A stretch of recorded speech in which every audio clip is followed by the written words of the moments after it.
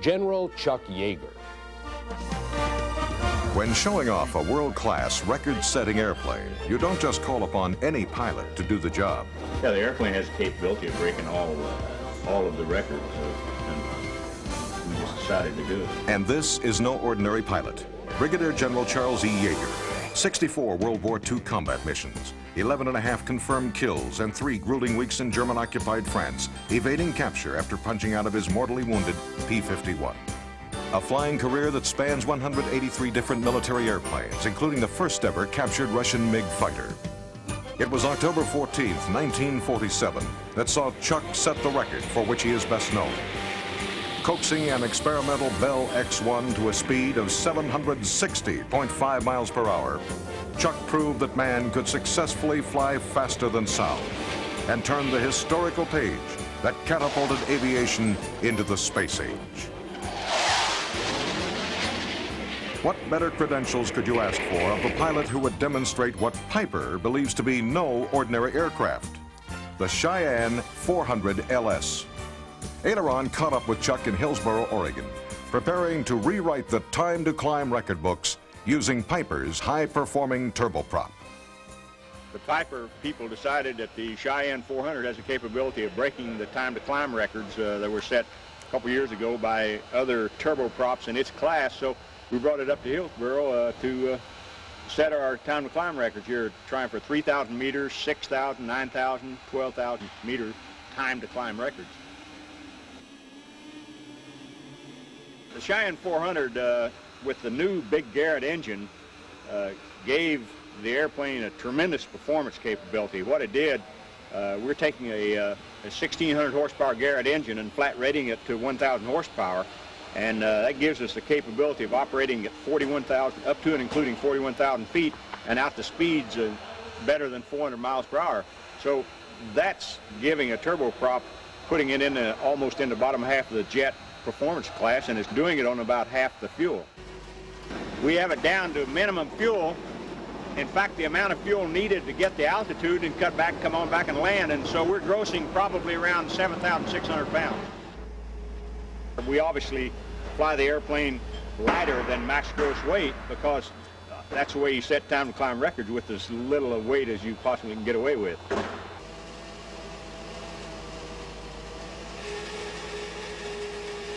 The airplane will break the climb records regardless of who flies it. It's just a matter of keeping it aimed the way you want it to go, and it's just normal pilot technique. You have to really rotate it pretty fast and carry a high angle of attack, but high angles of attack, I live with those flying fighters all the time, so a lot of, like in the F-20, I can rotate it to vertical and accelerate, and we do that a lot. In order to document time to climb records, there's really about 3 systems that are working for you. Number one, we carry a video camera in the cockpit that takes a picture of the altimeter, rate of climb, and also it has a time register on a verified clock in the video camera that registers the start. At the same time, the tower operator transmits that the airplane is moving, and the FAA's radar locks into our aircraft, and it has a radar readout on the altimeter, a transponder, and it's accurate to within 100 feet. And they can sit there with their radar and read every foot as we go on through. They also are tied into a master clock, and it's all verified by the videotape and by the FAA's radar. Cheyenne 05 Sierra, Hillsboro Tower, maintain flight level 230, and the departure frequency is going to be 124.2. Copy set, Seattle Center.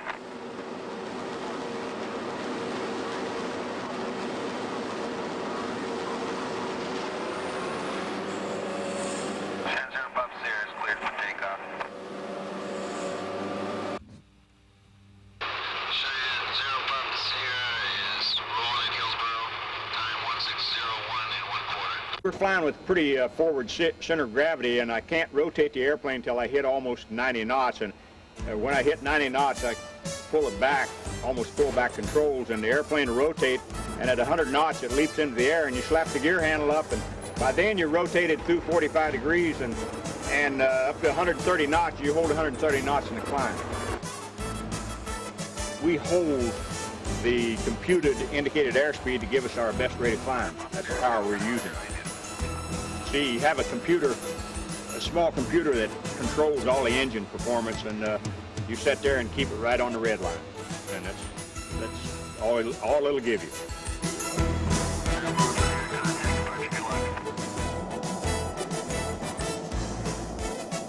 Your rate of climb indicator only goes 6,000 feet a minute. We were sitting there pegged till we went through 10,000 feet, so it's going right up. Actually, while the VSI is pegged at 6, the calculated rate of climb to 3,000 meters is 5,959 feet per minute, enough to beat the previous record by a whopping 30 seconds. The time, 1 minute 47 and 6/10 seconds. At 6,000 meters, the Piper 400LS maintains its championship stride, slashing a full minute off the previous record by averaging a near Herculean 5,584 feet per minute. The time, 3 minutes 42 seconds. Well, the 400 is a pretty honest airplane. It got relatively light aileron forces and handles quite good. I've flown so many different airplanes. It's just like driving cars, you know. It either does or it doesn't, and it does. So. And does it? Breathing just a little more heavily at nearly 30,000 feet, 400 Papa Sierra remains unintimidated, averaging a 4,613 feet per minute climb rate, shaving a hefty 1.5 minutes off the previous record. The Cheyenne 400LS pops through 9,000 meters, 6 minutes 34 and 6/10 seconds after brake release. It's a little bit warmer than standard at high altitude, which runs around 40 below. Up there I'm 36 up to 40, and normally it would be about 6-8 degrees colder than it is today. So the colder it is, the better performance you get out of your airplane. But we really didn't need that colder temperature to do what we wanted to with the 400. At 12,000 meters, the Cheyenne 400LS maintains an average 3,591 foot per minute climb rate, 60% of its sea level performance, which is more than enough to shatter not only the previous record for its class, held by a 695 Commander, but for all turboprops as well. The time, 11 minutes, 8 and 3/10 seconds.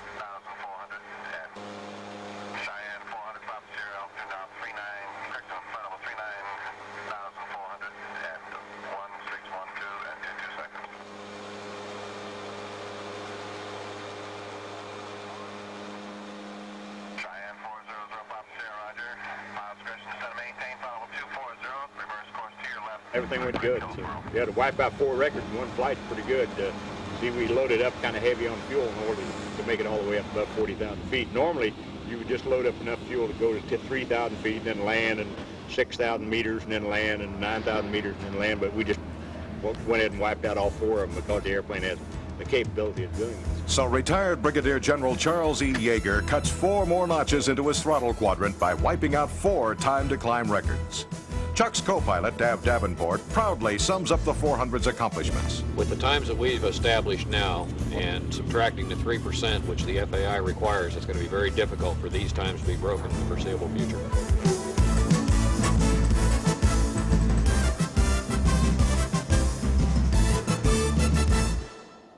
That's what the specially prepared airplane at the hands of a renowned test pilot can do. But what about the production version? Let's go with Bill Cox, Aileron's field correspondent, as he takes us for a demo flight in a more typically outfitted 400LS. You're looking at the Piper Cheyenne 400LS. Its builders call it the fastest, highest flying corporate turboprop in the world. It's not exactly your normal garden variety $2 million prop jet. The primary attraction of the 400LS is that it offers jet performance on a turboprop budget. The 400LS represents the latest evolution in a series of corporate airplanes that Piper began a dozen years ago. An outgrowth of the earlier piston-powered Navajos, the first Cheyennes were Piper's answer to the popular Beech King Airs. The 400LS derives its name from its ability to exceed speeds of 400 miles per hour, or 340 knots. It's a full 90 knots faster than the original Cheyenne climbs nearly twice as quickly, carries more, and can literally span the continent. With 560 gallons in the tanks, the 400LS can fly over 2,000 miles without refueling. Bob Ambler, demo pilot for Crown Air, the Cheyenne dealer in San Diego, California, explains the difference between this airplane and its predecessors. I understand that when Piper designed this airplane, they changed the engines from the old Cheyenne 300 or 3A. Could you tell me a little bit about the new engine on the Cheyenne 400LS? The 400LS uses a Garrett engine, whereas on the Cheyenne 3A uses a Pratt & Whitney engine.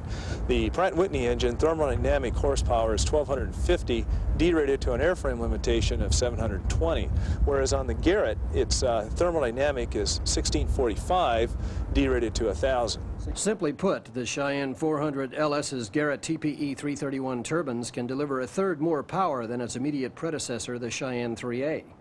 The all-composite four-blade Dowdy Rotal props also are a significant switch from the previous three-blade aluminum props found on earlier models. The 400LS features power plants that produce 1,000 horsepower per side, and that power can be maintained right on up to 20,000 feet. It's comforting to know that either of the 1,000 horsepower Garretts will provide a healthy 980 feet per minute climb at sea level. Bob, I noticed on the Cheyenne 400 that Piper switched to the T-tail, whereas on the Cheyenne 1 and 2 and 2XL, they use the lower tail. Why did they switch from low to high on the 400LS? Yes, the advantage of that is to get the horizontal surface up and out of the way of the propeller prop wash. Bob explained that mounting the tail at the top of the vertical stabilizer minimizes pitch change as power is increased or decreased. I see you have a baggage door on the airplane as well as a normal air steering door. Yeah, it makes it much easier to load baggage. And for bulky items, we can take this cable, pull this pin out, and attach it right here. As you can see, you have makes it a real large area to... It makes the airplane adaptable to an air ambulance mode or cargo or something like that. Yes. After you, Bill. You can't stand up in a Cheyenne 400LS unless you're shorter than about 4'6". But the airplane fits like an expensive leather glove in every other respect. There's room where you need it, but no wasted space. We've got nice little adjustable armrests on the inside of all the seats. And you've got almost, looks like airliner-style vents and lights up on the roof. We have pull-down shades also. The oxygen masks also deploy automatically when the cabin altitude gets above 12,500 feet. The seats you're sitting on, they have a hydraulic recliner on them, just like the airlines. They also track laterally, besides going forward and aft. Oh, so you can move them. I see. That's right. That's an interesting feature. Perhaps one of the nicest features of the Cheyenne 400LS is that practically all engine functions are computer controlled. The start is essentially automatic. Very simple, Bill. Both batteries on, cross tie on. You can start the left or right engine first. We'll start the left. Okay. Fuel pump to power run and area clear. Okay, and I'll guard your EGTs here Thank for you. Okay, left is turning. As the engine spools up, the only protective measure necessary is to monitor the engine gauges for an over-temp condition while guarding the fuel cutoff buttons. Okay, fuel and ignition is automatic at 10%. Now the computer will control the temperature at somewhere around 700 degrees. We've got 770 max for starting. Okay, and the starter will kick out at about 50–55%. That's correct. Okay, and we'll see a little tick in the EGT when it does that. There it goes. Bang, there goes the starter. Okay, come up here to the fuel pump, left generator. Come over here to the fuel pump and go to power run, and I can immediately start the right engine. Now we're looking at the right EGT. Again, we're looking for 770 degrees maximum, and we're guarding the fuel control buttons on the bottom. Make sure that we don't overtemp. Once running, the computer takes care of the Garrett engines with a minimum of pilot attention. This high level of automation makes the airplane a fairly simple machine to operate. Though we're carrying 5 people and 3/4 fuel on this flight, the 400LS will climb easily at 4,000 feet per minute occasionally pushing 5,000 feet per minute at maximum performance climb speeds. At cruise climb, you can expect over 2,000 feet per minute while covering ground at 200 knots. It's important to remember that this is a stock airplane, with no attempt made to lighten the load for improved climb performance.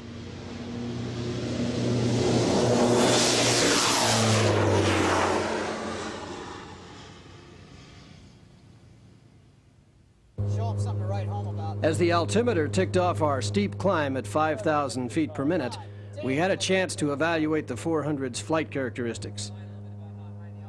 A short 10 minutes after takeoff... Right now we're cruising along at about 36,300, going through 36,300 feet, climbing at 1,000 feet a minute, and we're climbing at 130 knots, getting 1,000 feet a minute out of 36,500 feet. We've got an outside air temperature of, looks like about minus 45 degrees centigrade. This is really what you call airline country. You notice on the global nav is giving us a readout of 240 knots true airspeed at 40,000 feet, heading of 240 degrees. Right now our ground speed is 170 knots, and the reason for that is that we have a wind from 230 degrees and 84 knots up here. So we get quite a bit of wind coming from just about straight on the nose. Wouldn't be a good day to be going to Hawaii at all. It would be a very, very slow trip. Even as we were climbing through 40,700 feet, the 400LS still offered 500 feet per minute climb. As the only prop jet approved for flight at 41,000 feet, the biggest Cheyenne has a 7.6-pound differential pressurization system capable of maintaining cabin altitude at 10,500 feet when the airplane is cruising 8 miles above the sea. And there we are level at flight level 410. Interesting to note that this is about 5,000 to 6,000 feet higher than the average 747 flies when it's going across the Pacific to Honolulu. The only other airplane that operates at this altitude on a regular basis would be the Learjets and some of the other, the Falcon jet series and some of the other jet airplanes. It's really kind of exciting when you stop and think that we're actually cruising along at close to Mach 6.2, 300 miles an hour, more than half the speed of sound. When you stop and consider that we're only burning a very minimal amount of fuel compared to business jets, which can run a little bit faster at these altitudes, but burn significantly more fuel to do it, it makes it all the more impressive what this airplane's really capable of.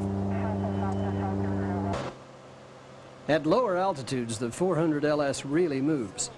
After we'd leveled and stabilized at 26,000 feet, the true airspeed settled down at 355 knots, or 408 miles per hour. Admittedly, such speed doesn't come without cost. You'll be pouring 140 gallons of jet fuel through the engines to realize such big numbers.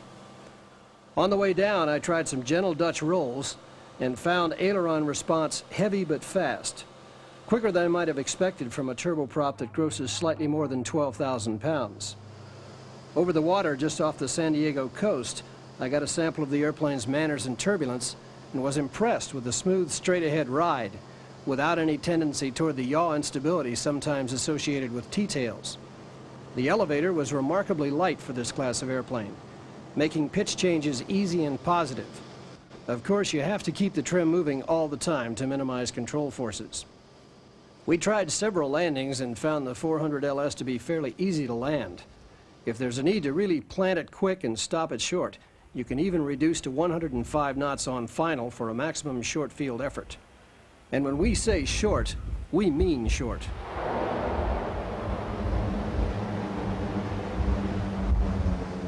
Using maximum reverse thrust, it's possible to touch down and stop in about 600 feet. The aircraft is highly predictable in the flare and simple to control during a maximum reverse rollout.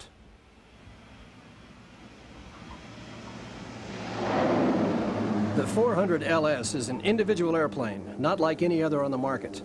Though it owes much of its origins to the Cheyenne 3 and 3A, the Garrett engines are a departure from the Piper tradition, but in this case, a departure that works. For business use, when fuel economy matters more than speed and the shorter landings of a turboprop are desirable, the Cheyenne 400LS should prove to be a tough competitor.